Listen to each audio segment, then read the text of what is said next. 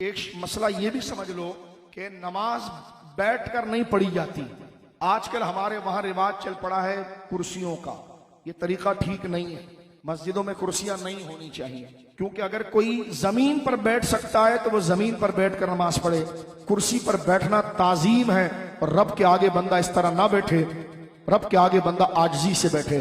कोई कहे जनाब मैं सजदा नहीं कर सकता, तो बैठकर नमाज पढ़ो। आलती पालती डालकर जमीन पर बैठ जाओ, जमीन पर बैठकर नमाज पढ़ो, कुर्सी पर ना पढ़ो। कुर्सी में हैसियत बंदे की पड़ती है, तो ऐसी अपनी हैसियत बनाकर वो खुदा के आगे कैसे खड़ा हो सकता है? इल्ला ये कि जो बिल्कुल ही नहीं बैठ सकता, उसके लिए एक अलग हुक्म है। लेकिन सारा दुनिया घूम रहा होता है और इधर नमाज में आके कुर्सी पर बैठता है। जब खुदा से आजिज़ी नहीं है तो तेरी इबादत कैसी होगी? ये मेरे और आपके लिए हया की बात। अगर आप कहते हैं मेरे घुटने में दर्द है, मैं झुक नहीं सकता, तो जमीन पर बैठ के नमाज पढ़े। आप कुर्सी पर क्यों बैठ? कुर्सी पर बैठना एक फख्र की अलामत, और सामने अल्लाह की जात के सामने आप बैठ रहे हैं, तो जितनी आप आजिज़ी करेंगे तो अल्लाह की मोहब्बत उतनी आएगी। ठीक है ना?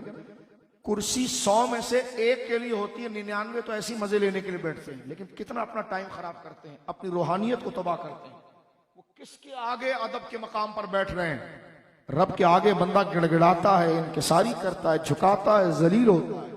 इसी तरह आगे बता रहा हूं, जो फर्ज नमाज होती है ना, उसका कयाम भी फर्ज होता है। फर्ज नमाज का कयाम भी फर्ज, वाजिब नमाज का कयाम भी वाजिब, और सुन्नत नमाज का कयाम भी सुन्नत, और नफिल नमाज का कयाम भी नफिल।